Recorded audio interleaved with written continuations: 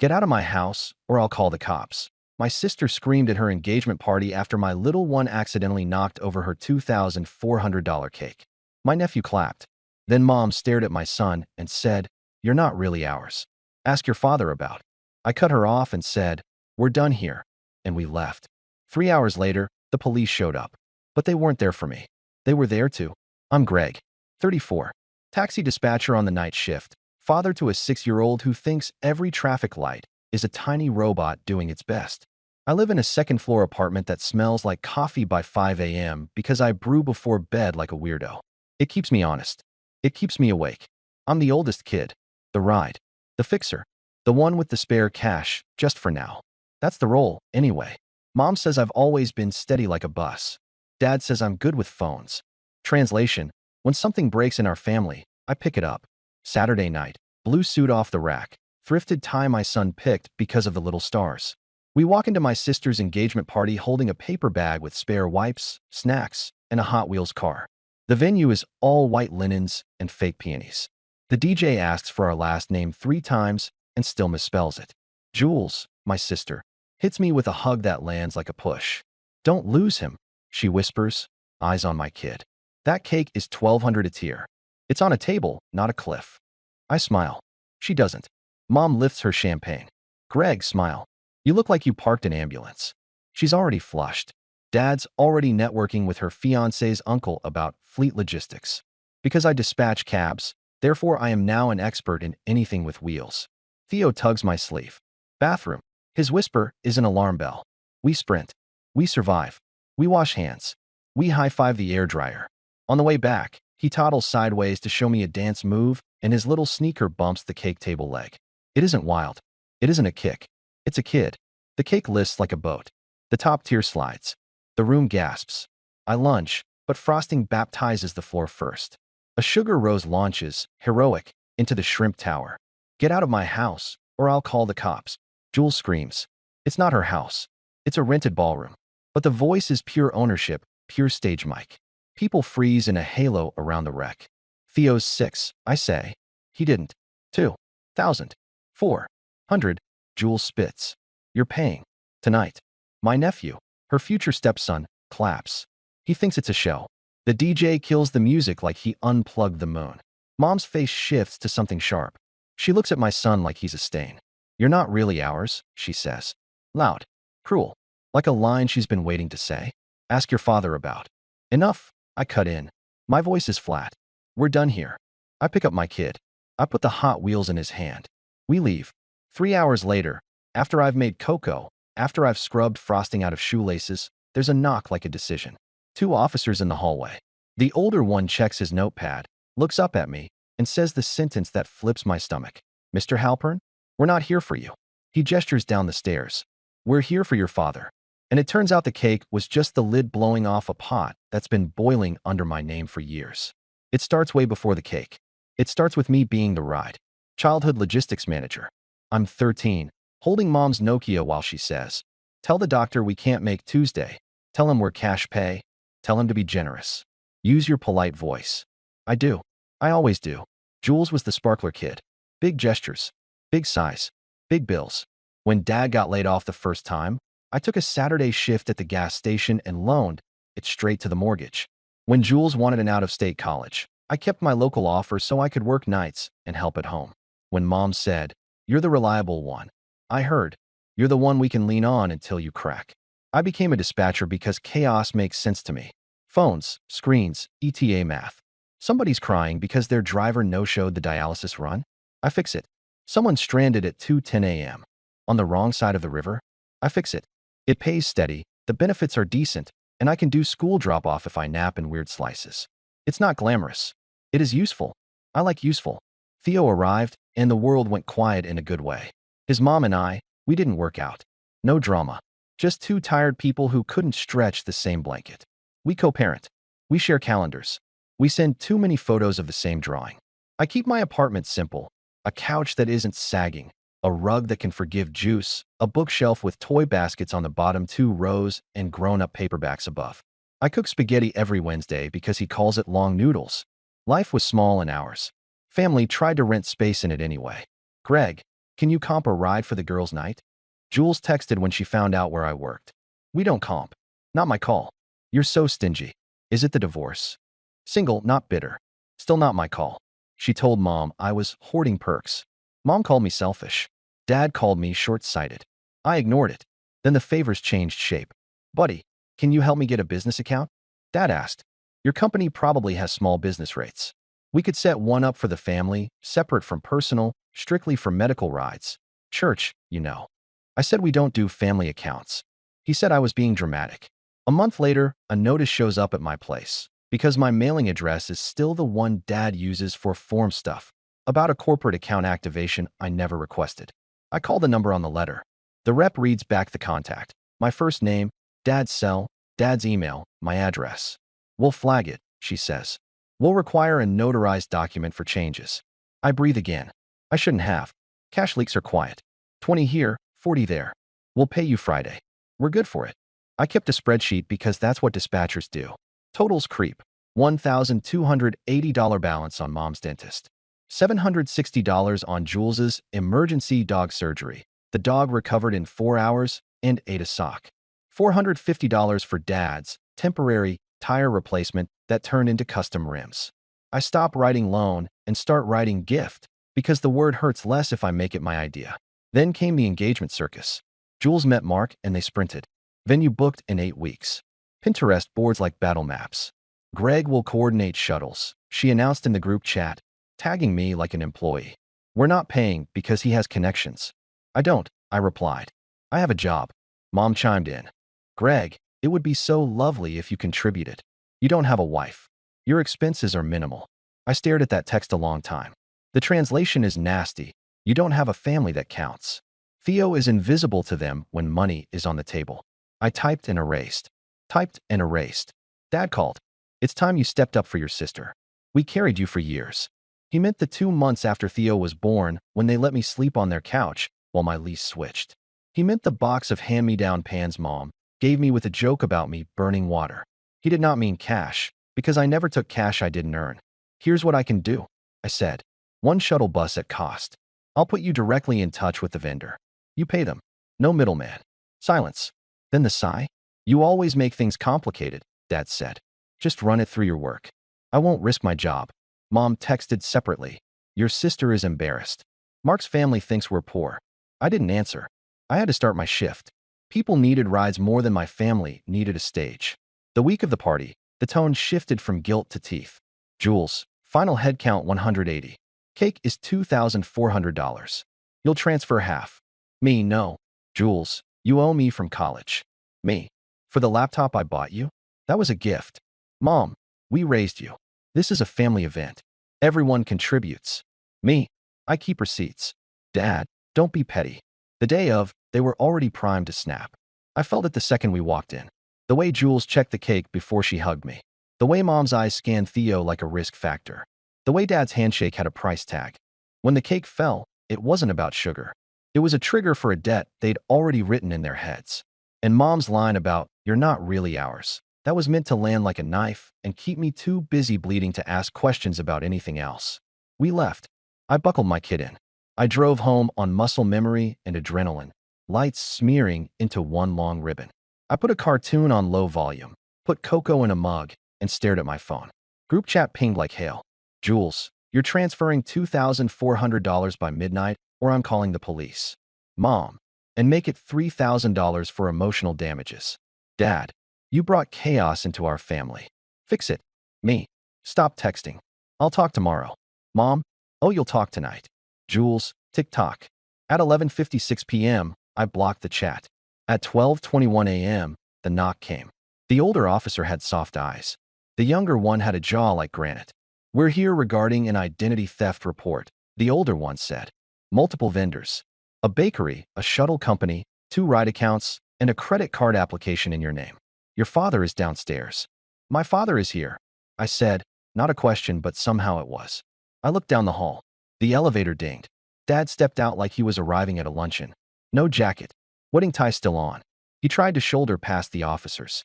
Greg, this is ridiculous, he said, already impatient. Tell them we're family. Tell them you authorized me. For what? My voice surprised me. It was calm. Dispatcher calm. The voice I use when 3 calls are screaming at once and I need the truth. For the shuttle, Dad said. For the cake payment when your card didn't go through. For the corporate account. They're making a big deal out of nothing. Your sister's upset. Your mother is. The younger officer cut in. Sir, please step back. To me. We're taking statements. The bakery owner filed a report tonight after discovering a series of chargebacks connected to an account opened in your name 3 months ago. Same address as yours. Same phone as your father's. Same email with a period moved. He showed me the printout. My name. My address. Dad's number. I could feel each puzzle piece from the last year clicking into place. The letter about the corporate account. The notice about a card I never applied for. The weird call from a shuttle company asking about adjusted contracted rates. You used my name, I said to Dad. You signed things. It's a family account, he said, like I was dense. You never would have done it. Somebody had to. Mark's family would have thought we were cheap. I was protecting your sister. By committing fraud? I asked. With my credit? With my address? While texting me about how I should contribute more. He rolled his eyes. Fraud is a big word. The older officer cleared his throat. Mr. Halpern, your father is being detained on suspicion of identity theft and credit fraud pending investigation. We need to collect your statement and provide you with the case number to begin freezing and disputing the accounts. Theo patted out in sock feet, hair rumpled. He saw uniforms and pressed into my leg. I crouched. Hey, buddy. It's okay. We're safe. Dad leaned to look past me.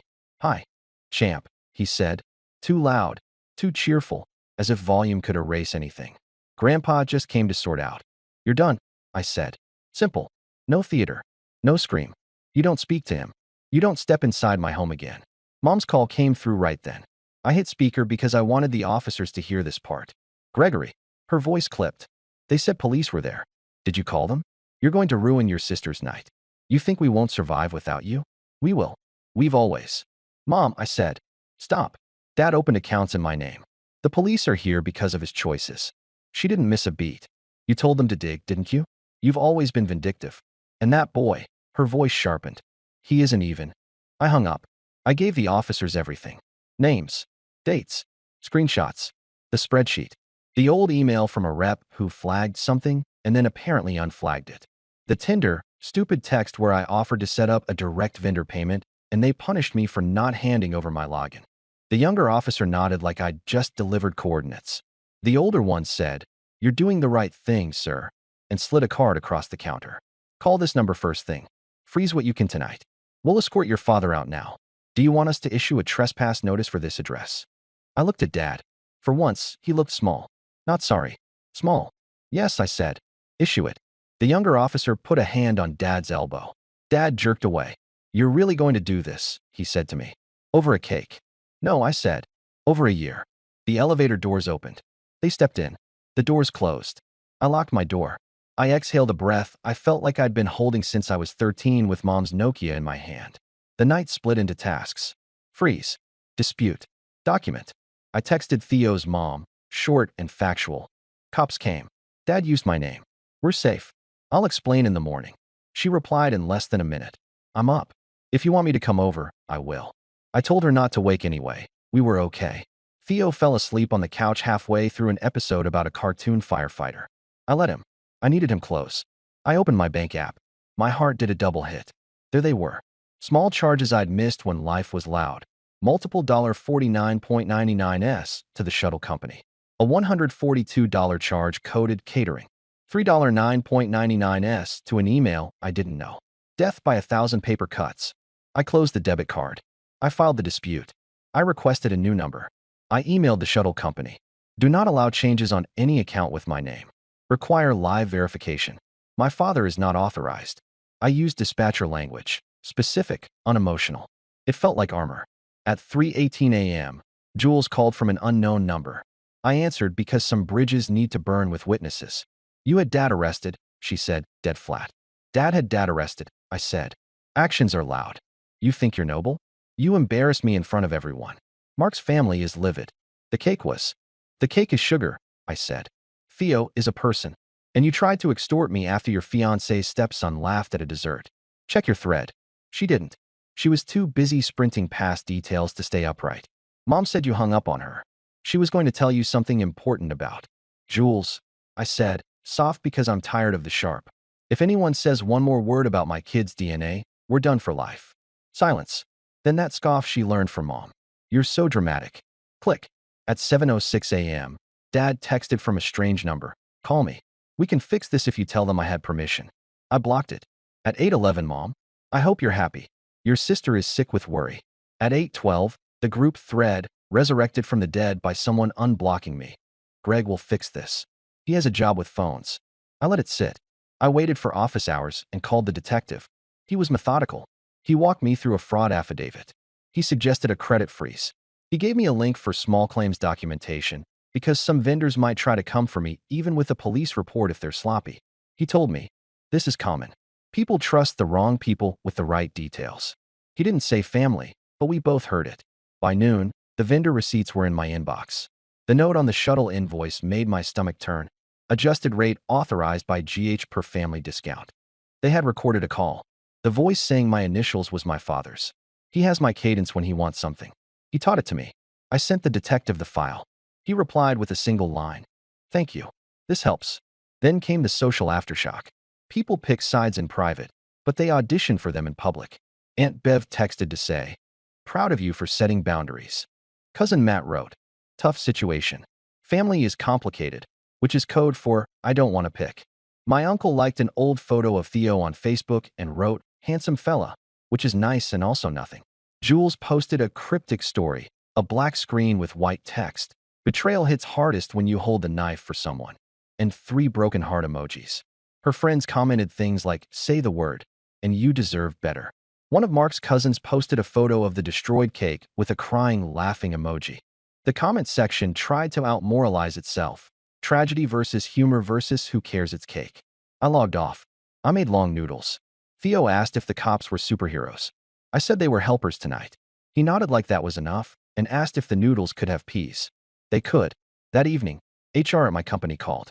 We received a request months ago to migrate a corporate account under your name, the rep said carefully. We flagged it because of your email to us. It was later unflagged by someone who said they were you and provided your employee ID. How did they get my ID? I asked, though I knew. I keep it in my wallet. I leave my wallet in my parents' kitchen when Mom asks me to reach the top shelf. I take it out at the gas station when Dad says, I forgot mine in my other jacket. Just spot me. I'll Venmo. I'm sorry this happened, the rep said. We've locked everything. You're clear. I scheduled an appointment at a legal aid clinic because I don't have money for a private attorney yet and I don't want to be generous with mistakes anymore. The intake volunteer was calm.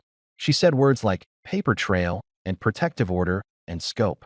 She asked if I wanted to pursue charges or just cooperate with the investigation. I said cooperate. I'm tired of holding the steering wheel for everybody. At bedtime, Theo asked if we could sleep in a fort. We made one with a sheet and 2 dining chairs. He fell asleep in 8 minutes, the small sigh he inherited from me floating up like proof. 2 days later, the detective called. We arrested your father on formal charges, he said. Vendors corroborated. There's a pattern. The DA will decide next steps. You'll get a subpoena for paperwork only. You won't have to testify unless they push for trial. I sat at the kitchen table and watched my coffee go cold. I didn't feel triumph. I felt empty and sturdy, like a road after a snow plow. That night, a message popped up from a number I didn't know. Mark, my sister's fiancé. Hey, it read. My family is a lot. Your family is a lot. I didn't sign up for scams. I'm postponing. I stared.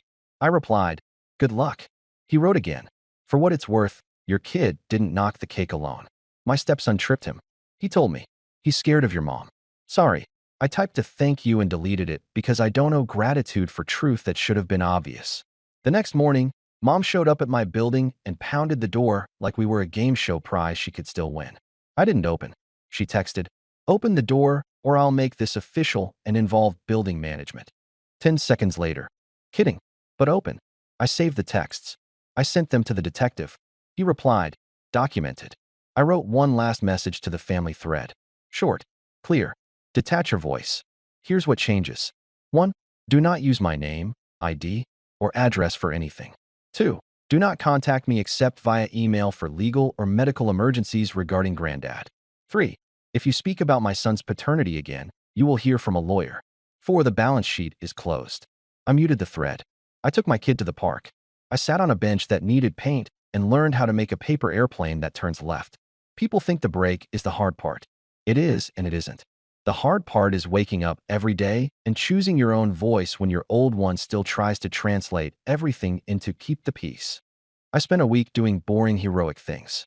Pulling my credit report, freezing it, unfreezing it for exactly 90 minutes to open a new bank account somewhere my father can't charm a teller, rerouting mail, changing the spare key code, switching from family plan to my own phone plan, and eating the fee because freedom costs what it costs. I took Theo for pancakes. He likes the tiny baseball bat stir sticks they give you for coffee. He collected 5 like trophies. He told the server, "My dad works at night to help other dads get home." I swallowed hard and tipped big. I talked to my boss. I told him the truth without the family soap opera parts. Someone used my ID. It's fixed. It won't touch my work. He said, "I know. You're the one we call when midnight looks like a mess." He asked if I wanted day shift now that Theo's starting first grade. I said yes. My body said thank you. A week after the party, a DNA kit arrived in the mail. No return address. Jules's sense of humor, or my mother's idea of punishment. I held it over the trash and then stopped. That kit wasn't for them. It was for the ugly whisper they planted. I didn't know a spit to anybody, but I owed quiet to my son. We did it together at the kitchen table because everything we do like that. He asked if it was a science experiment. I said yes. We mailed it. We ate grapes. We built a Lego taxi. 2 weeks later, an email, no surprises. 99.99% me. I didn't cheer. I didn't cry. I took a long breath that felt like permission. Mom tried 2 more times to bait me. Once with a quote card about forgiveness. Once with a photo of me at 5 in a costume I hated. I archived both. Dad's court date landed on a Thursday. I didn't go. I sent the requested documents with clean margins and no commentary. The detective sent a final note. Restitution likely. We'll be in touch. Jules posted a photo of a new cake with a caption about resilience. Comments flooded with queen emojis. I looked for Mark. No sign. I looked for my nephew. There he was, small, clapping again. I hope he finds a grown-up who doesn't make him clap on command. Last night, Theo and I walked past a bakery on our way home. He pressed his face to the glass. "That one's taller than me," he said, eyes wide. The baker saw and came outside with a paper bag and 2 free cookies. "For the little guy," she said. "And for the dispatcher who got my driver home in a storm last winter." I blinked. "You remember that?" "People remember feeling safe," she said. "Take the cookies." We split one on the curb and watched a taxi glide by. Lights like quiet robots doing their best. Theo leaned against me. "Are we a family?" he asked, not scared, just curious in the way kids are, testing words for shape. "We are," I said. "Always." He thought about it. "Even if Grandma is mad." "Especially then." He nodded like I told him a secret and handed me the bigger half of the cookie. We ate. It was sweet without being too much. Here's the moral my mother will never post. I am not your wallet. I am not your ride. I am not your spare name to sign when you want something. I am a dad who dispatches taxis and boundaries with the same calm voice. You can scream, "Get out of my house," in a rented ballroom all you want. I will choose the house I pay for, the child I love, the life I built. If you knock at my door again, bring honesty and a receipt.